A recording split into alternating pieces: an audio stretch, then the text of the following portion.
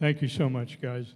I love coming back here and seeing what the Lord's doing through Pastor Josh and all of you. And I love teaching here because Pastor Josh has assured me that at the 11 o'clock service there are no sinners. And that's really good. The 9:30 service is heathens. I mean, it's just, boy, they were rough. But this is going to be great. What's going to be rough is the message itself. And I'm going to be talking about some hard things, but it'll make sense. And in the end, it's going to be beautiful. You just got to hang with me on this.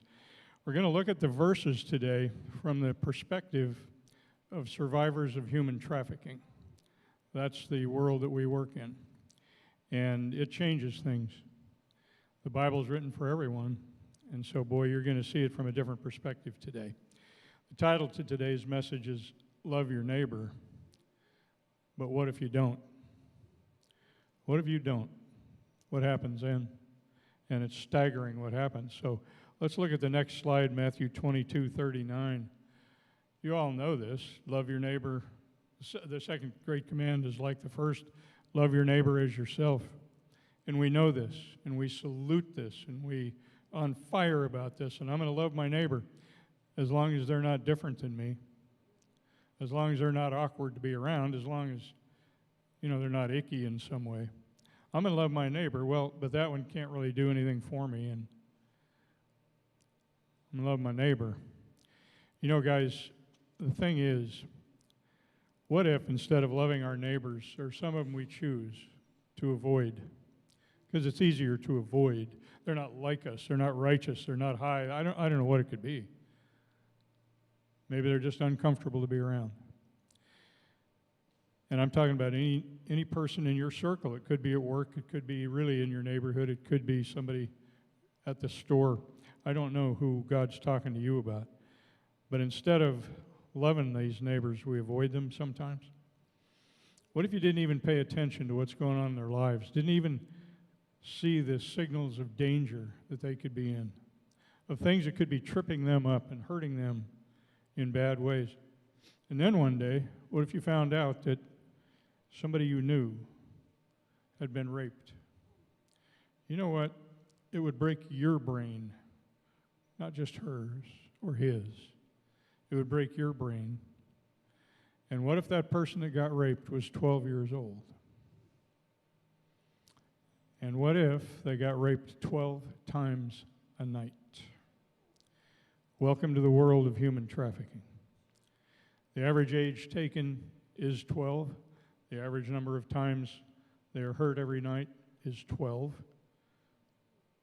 The average life expectancy, once they're put in there, is 7 years. And they die of 4 things: overdoses of drugs, sexually transmitted diseases, murder, and suicide. And in our Restored program, we deal with every one of these things every week. Love your neighbor. But what if you don't? What if it's easier to turn the other way? We have a 17-year-old brought to us. She was one of the youngest ever trafficked. She was trafficked somewhere between the age of birth and 1. And I hope you'll never see anything on the dark web. Don't go there if you're invited. Men hurting babies. She was one of them. Well, how she survived is unknown, but she has.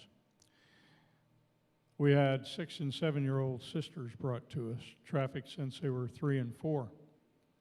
And I was told they were coming. I knew it. And they are these precious little girls. And when they walked in the room, it buckled my knees, and it took my breath, and this is what I do for a living, and it staggered me. You loving your neighbor? Or are you ripping your neighbor by allowing it to happen? And they will never be the same. Guys, I know this is hard, but you hang with me. Those little sisters, by the way, were sold by their parents, who became drug addicts and sold their little ones. We've had 3 sets of mothers and daughters trafficked together. having to know what was going on with your mom right there and what's going on with your daughter. Can you imagine the trauma damage? Trauma-damaged brain is a real, real thing. You love your neighbor now. Yes, Lord. But I didn't want to deal with that family. They're just too weird. They're just, there's stuff happens there, I don't know. Do you know who your neighbor is? Whoever God put in your path, your circle. Your neighbors are different than mine. I don't know who yours are. But there are no accidents there. There are none. There are just none. We had an 18-year-old brought to us that was trafficked since she was 4. Here's how bad the neighbor thing didn't work for her. She was kept in the same house since the time she was 4. Nobody knew she existed. She never went to school one day in her life.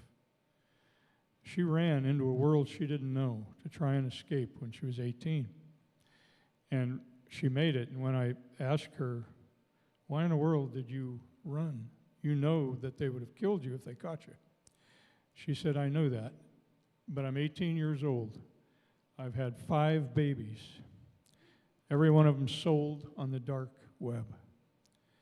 And she said, I'm pregnant again, and I would rather die in an escape attempt than give up another baby. See, this is not loving your neighbor. And what happened here? Where did we fail? All that goes through your mind, And everything's been stolen from these guys and gals and little boys and little girls. From their self-esteem, they have no self-esteem. They don't want to look in mirrors. They cannot. It's been stolen. They have no hopes, no dreams. Can you imagine yourself waking up with no hope or no dream? And I'm talking about a short-term, long-term, retirement, whatever it is. They cannot go there. No hopes and no dreams. They have no families by now, no children. They've been taken one way or another. No safety, no sobriety, no sanity. The trauma-damaged brain has everything from PTSD to DID to many, many things. But, doggone it, it gets harder, and then it'll get gooder. But we had a 21-year-old brought to us, trafficked out of state, and we're trying to help, but she was one of the worst with no hope and no dreams and no vision that she could ever get out from under the things that were going on in her mind, not just her world. She was away from Ohio, but she couldn't get away. And one thing we always fear is Stockholm Syndrome, where they might call their trafficker and go back to him. So one night, she got on FaceTime, called her trafficker. And we thought that would be our worst nightmare, but it wasn't. We'd never experienced anything like this. She got him on FaceTime and she said, I want you to see what you've done to me. I want you to see how bad you've hurt me. And I want you to watch while I kill myself. 21 years old. And she's gone.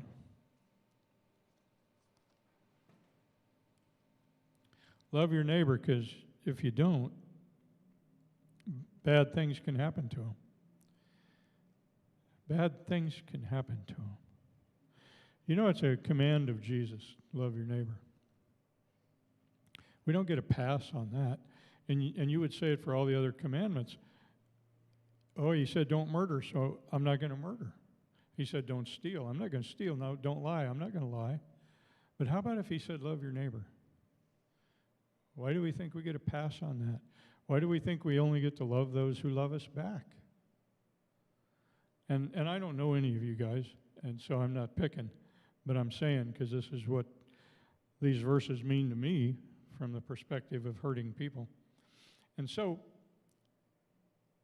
we don't get a pass on these things, and we need to take the commandments as active things, active commands. I need to go intentionally love on that neighbor that's in my life, and I I'm really not comfortable being around them sometimes.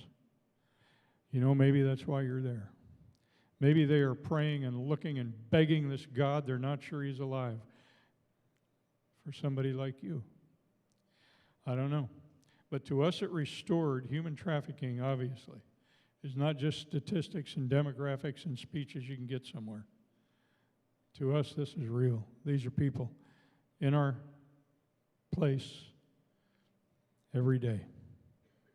We got to help restore them, guys. And look what God said, and we know these things. 2 Kings chapter 20, verse 5, and Joel 2:25. In the 2 Kings is where Hezekiah was told by a prophet, you're going to die, Hezekiah, get your life in order. So Hezekiah the king prayed to God, and it was a wonderful prayer. He just prayed to the God, and you can read it, and I hope you will. Well, God moved based on that prayer. And by the way, Hezekiah didn't say, give me 15 more years. He didn't say it. But look at this. God told the prophet, return and say to Hezekiah, the leader of my people, thus says the Lord, the God of your father David, I heard your prayer, man. I want you to know I heard your prayer. I saw your tears, Hezekiah. I saw them. Every one. And I'm going to heal you, and on the third day, you're going to go back into the house of the Lord. Here's the thing. You believe it. They believe it. Hezekiah believed it. The girls and boys who get trafficked have no idea. They need to believe that every tear they cried in their slavery, God saw it and he keeps it. He keeps it in a bottle. He said so. Every tear and every prayer. And we've got to teach them that. You are not alone, and he loves you, and he brought you here. And hey, neighbor, you might have a neighbor who's an alcoholic, not a trafficking survivor. You may have one who's schizophrenic and not a trafficking, whatever it may be. Do you know that God heard your prayers? Your SOS signal saying, rescue me, rescue me. God, send somebody. He heard that, and he saw when you were crying. They need to know it. And then the Joel 2:25 verse, he said, then I will make up to you for the years that the swarming locusts have eaten, the creeping locust, the stripping locust, the gnawing locust, all the bad guys that have ripped you and hurt you and demeaned you and stolen you. I'm going to tell you what, I'll make up for that. You can start over. You can have a new life. I got a new plan A for you. Folks, we need to teach them that. Your neighbor, whoever in whatever condition, they need to know it too. And you know who knows it and can tell them? You. You. I think it's amazing that God wants to use us. Well, we have to teach all of our particular girls and how to believe and have faith and grow and to dream again. They've got to learn how to dream. So here's the first step in that. I'm going to show you what we do in the Restored program. It's kind of cool, and you'll get it. This was a broken chair. There's the back of the chair, the legs of the chair, and we put it together on a little box, or the girls do, and it's now a dog bed.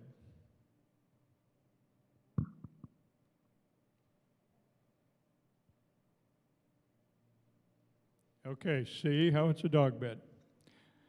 And I never knew if little dogs would like it, but they love it. You know how I know? My wife bought 2 of these. Yeah, that's funny. You know what else? We only got 1 little dog, and we got 2 dog beds. Okay, honey, whatever you want. You're my wife.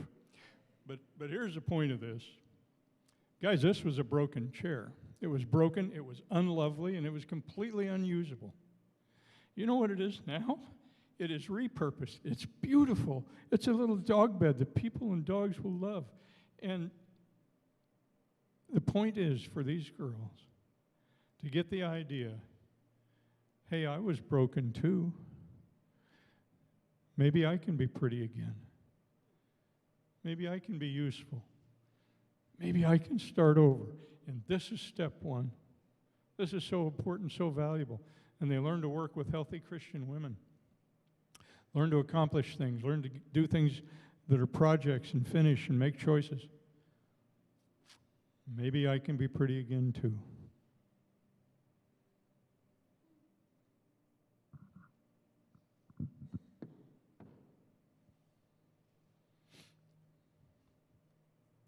We have to teach them after these arts and crafts things, life maps. Let's dream. What would you like to do? Do you want a little house with a white picket fence someday? Would you like to have a good job? We make a little map. Here are the steps to get there. But we can't just give it to them. If the first thing is you go get a driver's license, they can't. Here's what our navigators do, which volunteers can be.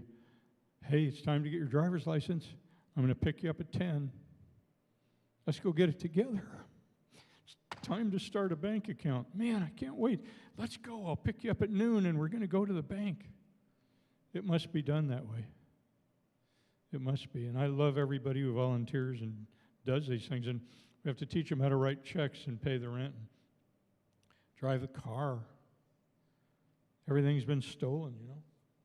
And survival skills, coping mechanisms, they're going to be triggered many, many times in their life. We can't stop that. But we can help them when they walk out the door of whatever little apartment they're going to get and they see a man that's hurt them. What are you going to do? What are you going to do? What are you going to do in the middle of the night when you get night terrors, not nightmares?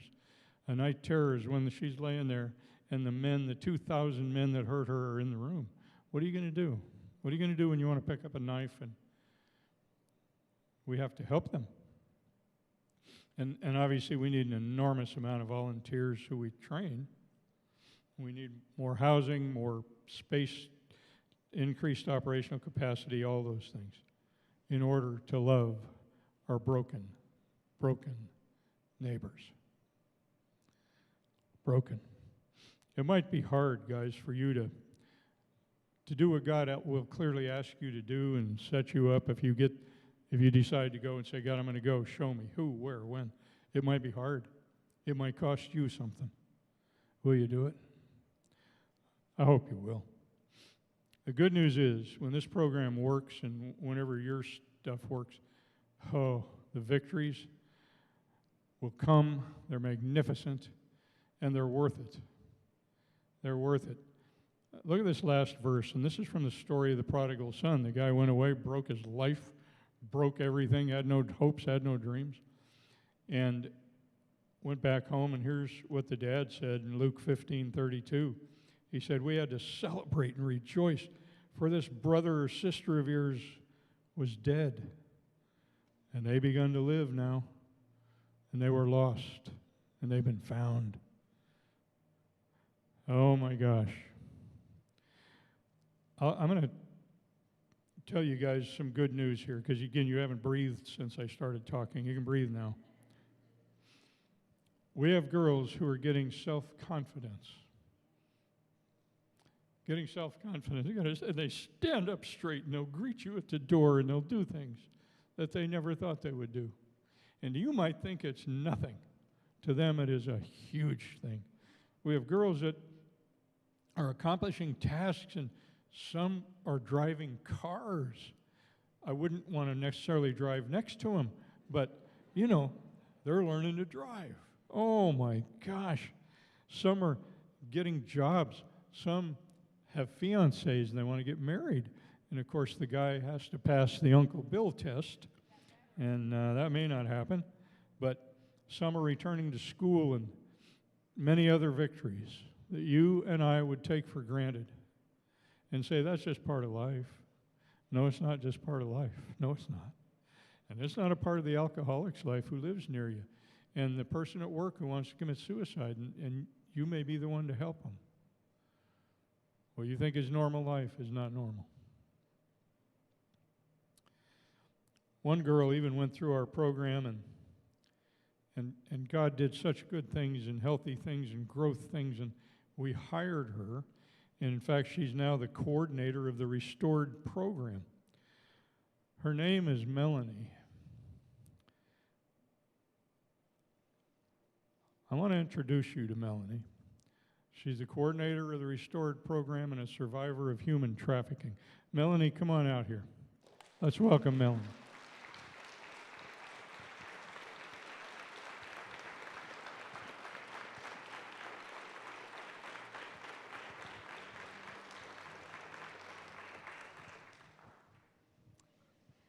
Hi, guys. Oh, okay, there we go. Hi, my name is Melanie. I am the Restored Coordinator and peer-to-peer leader at the Restored program. I was born in China and adopted at 2 months old to a very loving and wonderful family. I have lived in Florida most of my life, in this county, in Pinellas County. My parents told me about my adoption at a very young age.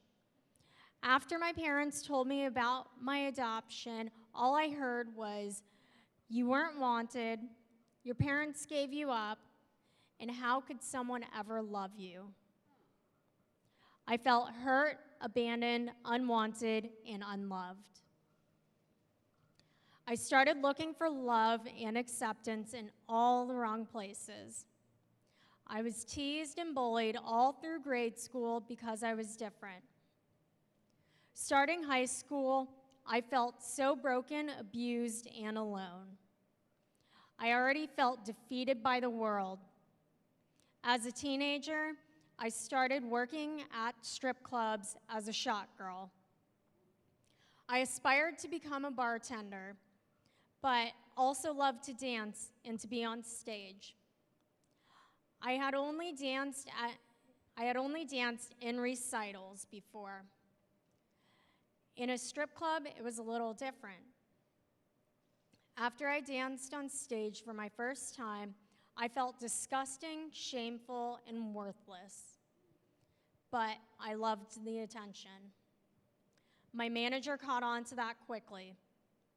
I would lie to the men and tell them what they wanted to hear. I created a whole new persona. This protected me from the abuse. I had to pay my manager fees for working at his establishment. I would see other girls doing the same. Fear ruled my life. I eventually was able to escape for a couple of months. A friend of mine told me about a couple. He was a pimp, and his wife was a recruiter. We went to the Keys, Miami, up the East Coast, the Panhandle, and Central Florida. All I did was travel to different motels and work. I was not allowed to look at other men. She posted my pictures on an escort website. The men called, and we were on our way. I felt disgusting. I felt disposable. I wanted to die. That was my only worth. Only God gave me the strength and courage to escape them. Shortly after, Jesus gave me the strength and courage I needed to battle my addiction problem. I went through therapy for all the trauma I had been through. I accepted help. A couple of years into my recovery, I started to get the urge to go back into the sex industry. Fear started to rule my life again. A woman I knew from the lifestyle told me about the Restored program. There was something different about her. I decided to attend Restored. There was a new sense of empowerment that coursed through me. I was reborn. I attended, participated, and now I am giving back. I was offered a job with Restored in June 2020. We worked with 88 rescues, at least 100 volunteers and numerous survivors in the Restored program. I accepted Christ back into my life and was baptized on May 23rd, 2021.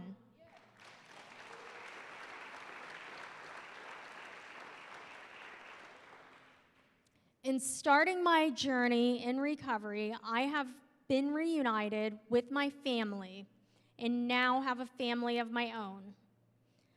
I started a photography business and got engaged. It is a struggle any day. I do not let Christ take the wheel. Today, I accept his will for me and the power to carry the message of hope. Thank you.